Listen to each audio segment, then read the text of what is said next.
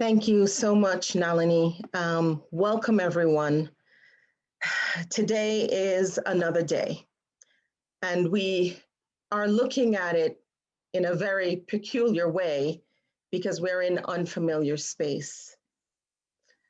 The tale of two Americas is not new to many of us. However, on Wednesday, January 8th, it took a very ugly turn. Right before our very eyes, we saw men and women who were transformed from the neighbor next door, transformed to be what we're calling domestic terrorists, wearing T-shirts that said civil war or T-shirts that bore anti-Semitic slogans.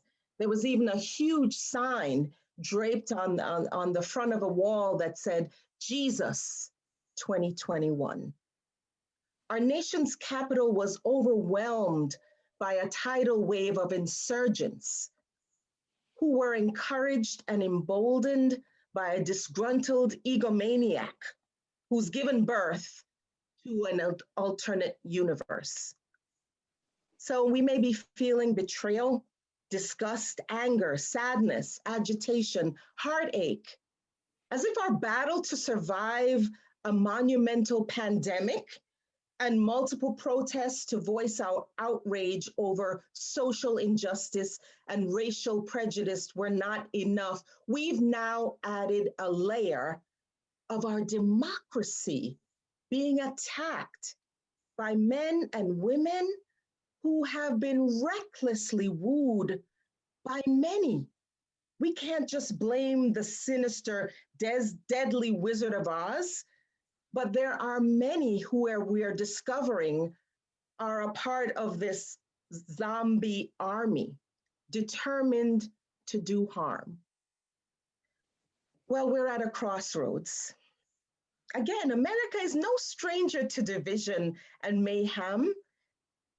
America is not the physical land and buildings.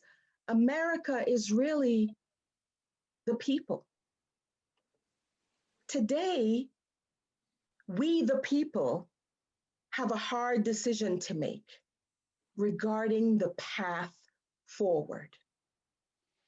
For many of us who made the choice to vote for change this past November, the path has not changed. In fact, you should be commended for being co-pilots who have navigated through a torrid election season and have brought us to a new era, new hope, and a cause for optimism.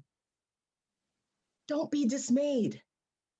Today, I offer two great resources.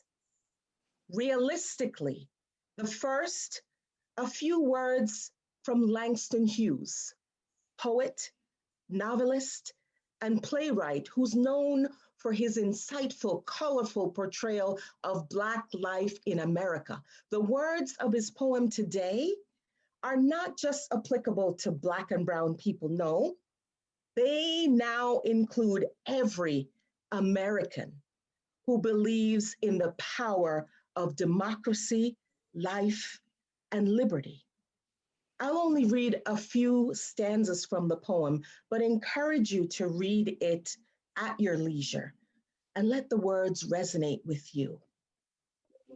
Let America be America again, by Langston Hughes. Let America be America again. Let it be the dream it used to be. Let it be the pioneer on the plain seeking a home where he himself is free. Let America be the dream the dreamers dreamed. Let it be that great, strong land of love where never kings connive nor tyrants scheme, that any man be crushed by one above. Oh, let my land be a land where liberty is crowned with no false patriotic wreath, but opportunity is real and life is free. Equality is in the air we breathe. Langston Hughes knew that the people who were oppressed, we're not seeing the beautiful America that was supposed to be. He had hope, but he wrote about the reality. And we're living this reality today. But I encourage you to take hope. We are on the right path forward.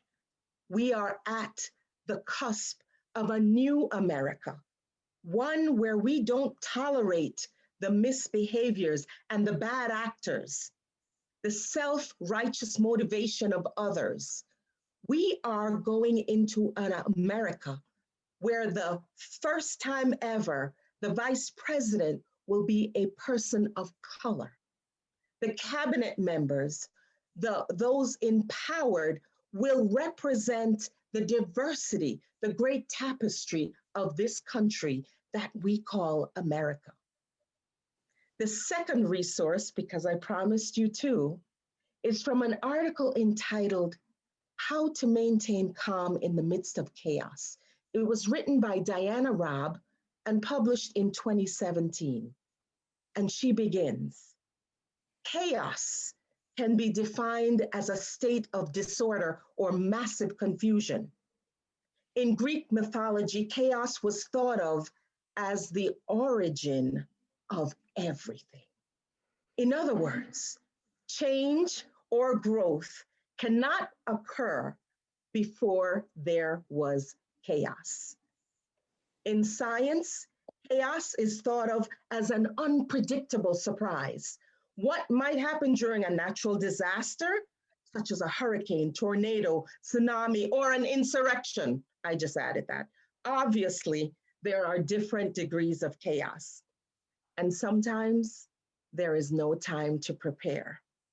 But we can hold our heads high, finding calm in the midst of chaos. Be still. Try to establish a sense of controlled calm so that you can slow down the noise in your head. Meditate or journal. Do the opposite of what your wild emotions may be leading you to. Find and write your own mantra. Repeat something over and over again that helps you focus and encourage your self-emotion. Finally, I leave you with the empowering statement from Oprah Winfrey.